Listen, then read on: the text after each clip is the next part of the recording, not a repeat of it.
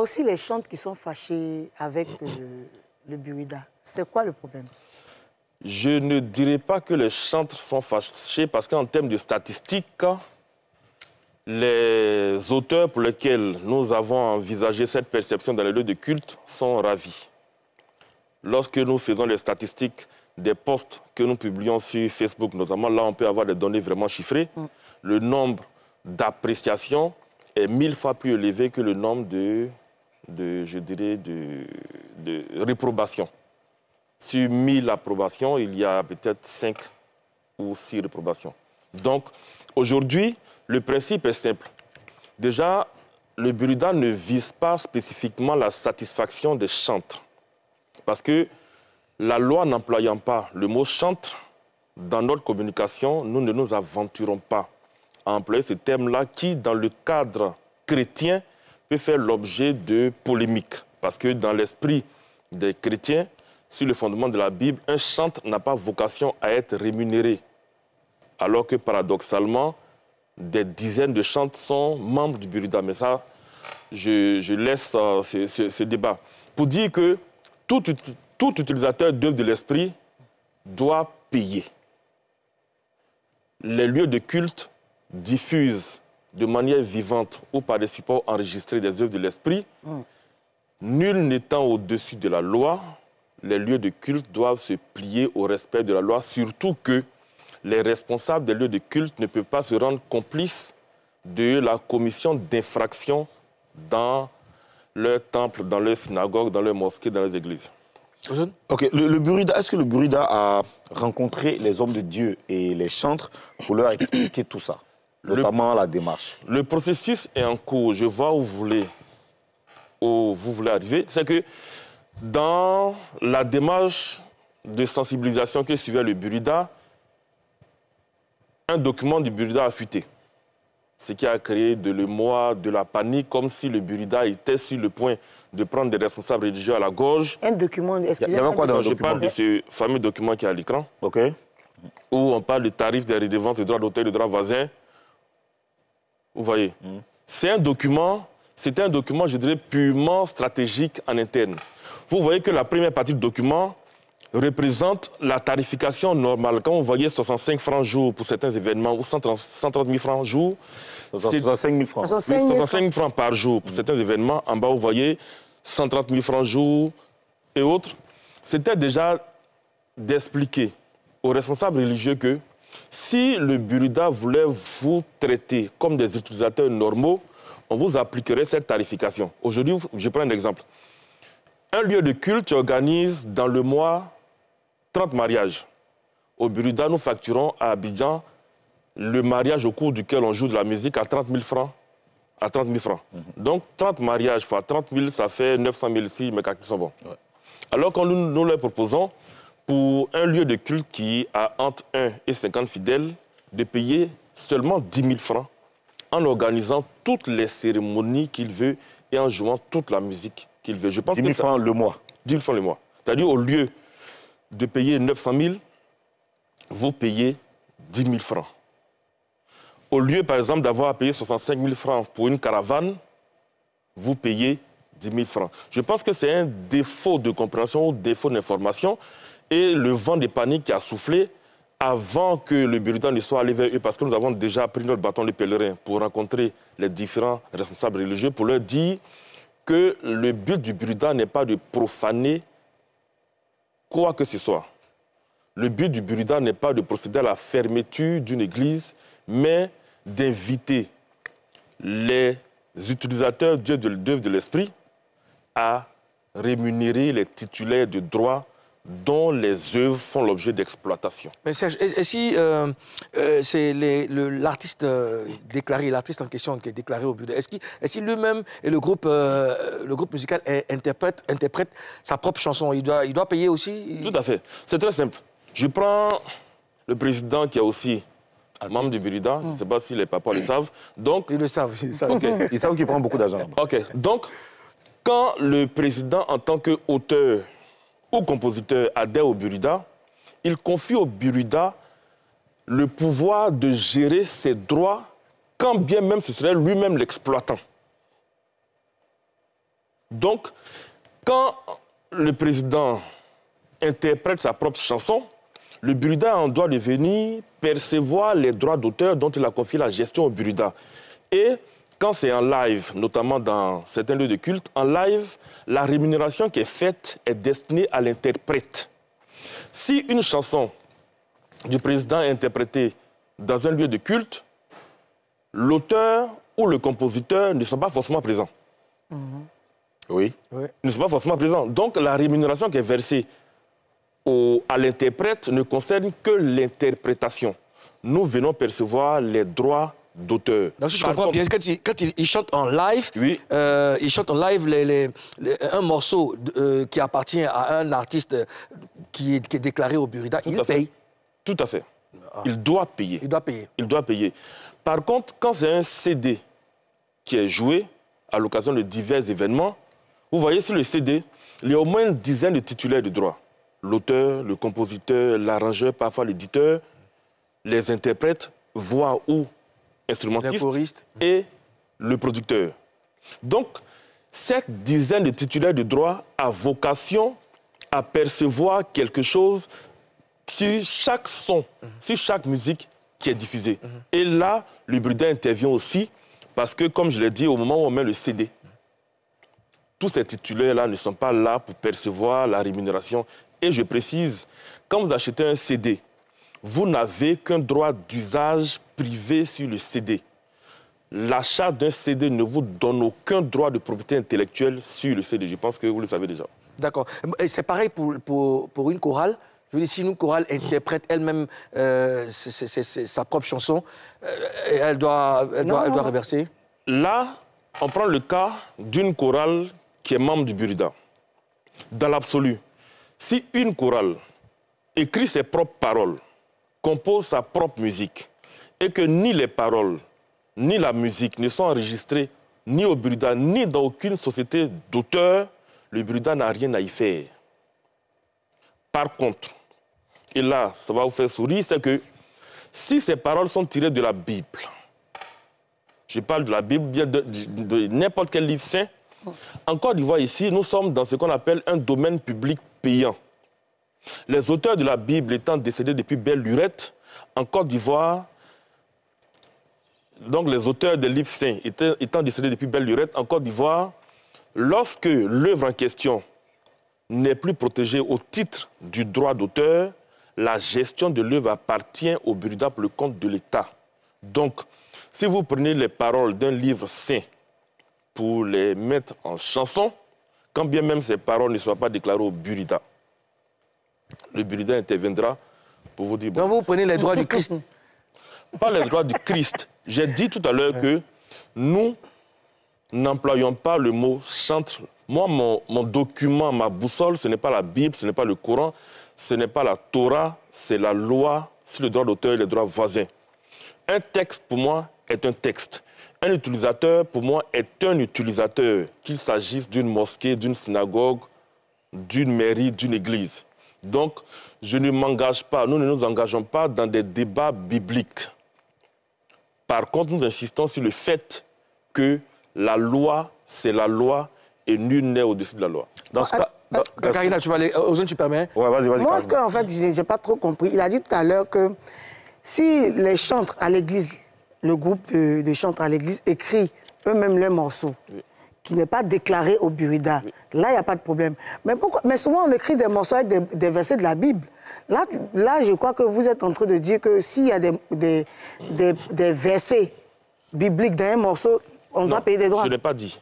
Non. Je dis que si vous chantez les paroles d'un livre saint, ce livre saint-là, en Côte d'Ivoire, fait toujours l'objet de protection au profit de l'État.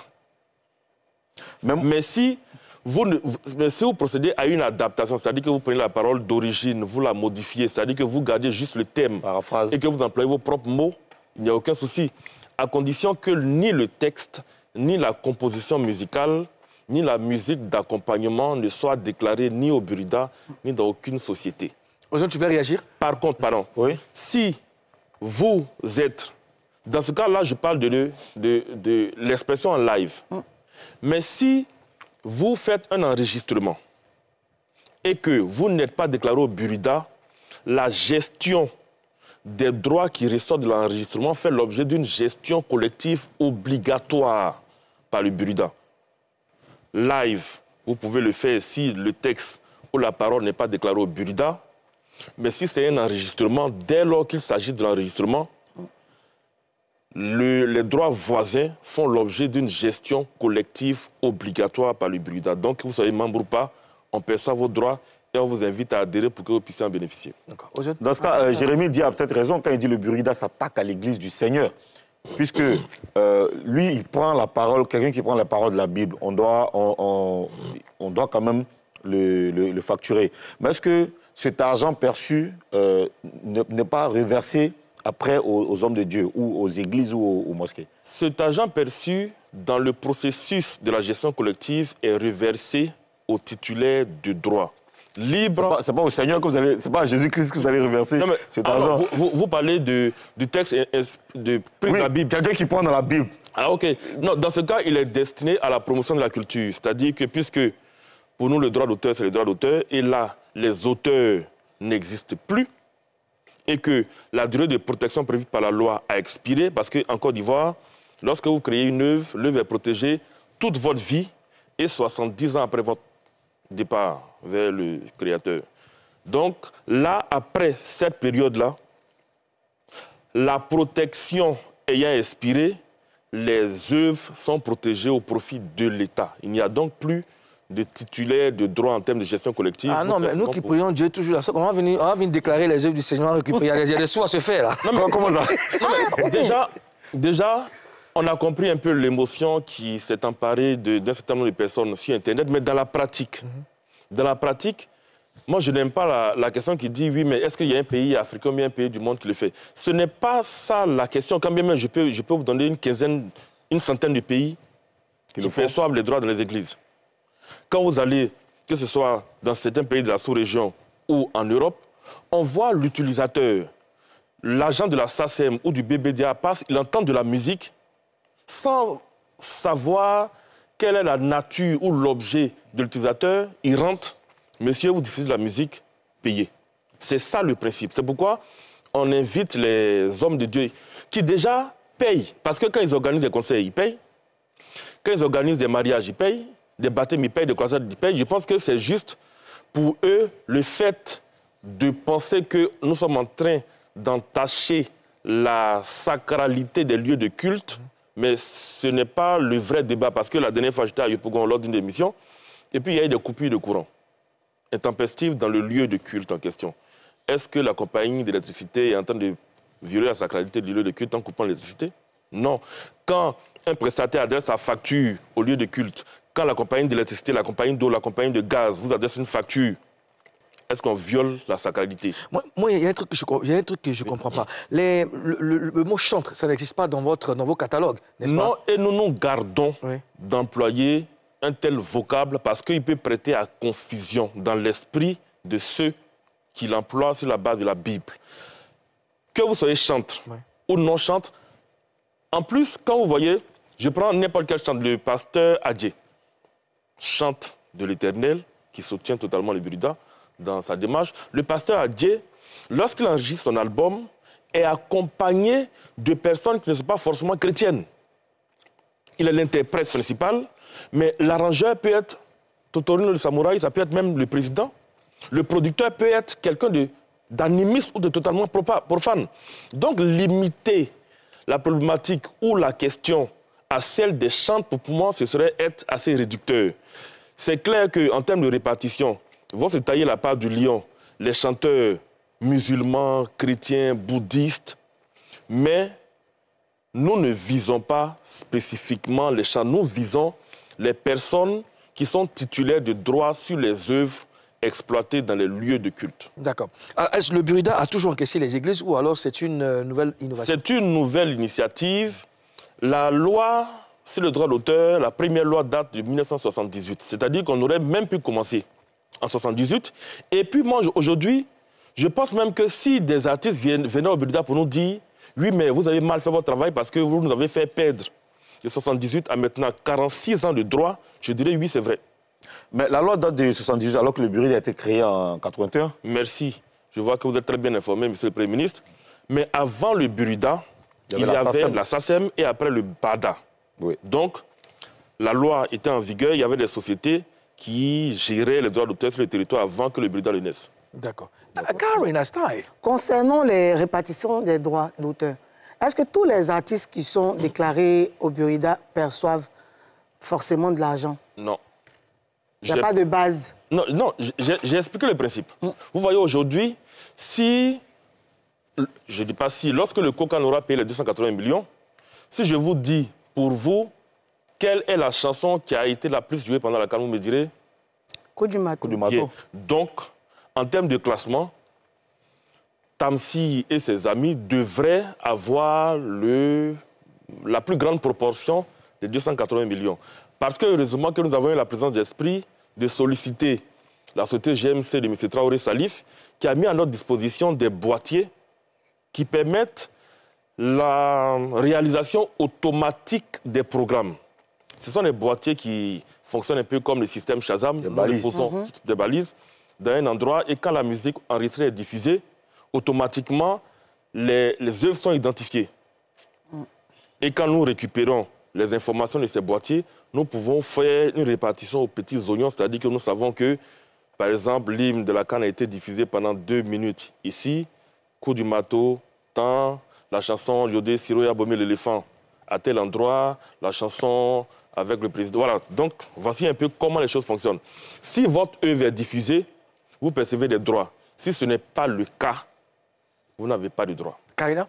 Et moi, j'aimerais savoir, est-ce qu'il y a une plateforme sur laquelle les artistes voient à quel point ils sont joués dans des endroits? Par exemple, façon vous déposez des boîtiers.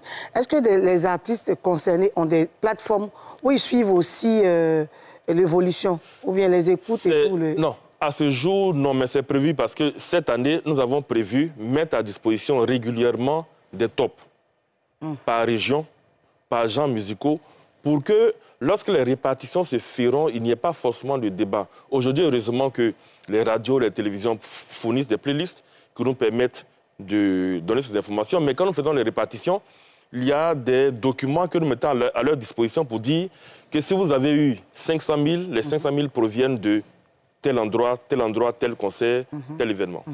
D'accord, donc ça veut dire que moi, je fais une chanson. Je prends un exemple très simple. Je fais une chanson. Ma chanson est jouée une seule fois, par exemple. Je ne reçois pas d'argent. Est-ce qu'il y a un nombre de diffusion standard, basique, avant de recevoir de l'argent? OK.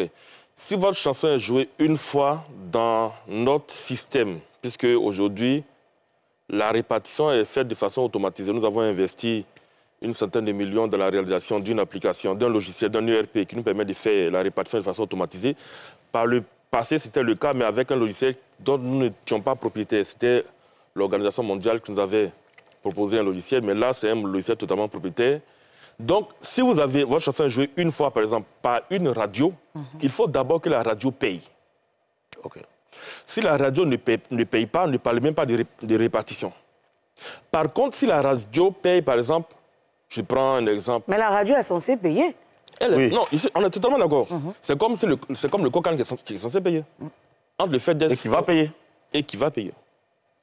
Entre le fait d'être supposé payer et le fait de payer, il y a un fossé. C'est pourquoi, avec certains de nos partenaires utilisateurs, nous nous retrouvons régulièrement devant les tribunaux pour les contraindre. Parce qu'aujourd'hui, ce n'est pas le Burida qui, par des moyens physiques, peut contraindre autrui. Donc, si l'utilisateur ne paye pas, nous sommes obligés de le contraindre à payer parce que le titulaire de droit qui nous a donné mandat pour le représenter, aussi bien en Côte d'Ivoire qu'à l'étranger, ne pourrait pas être dans ses droits. Mais profitez que je m'appuie sur votre émission pour passer un message. J'invite les titulaires de droit aussi à adhérer au Burida.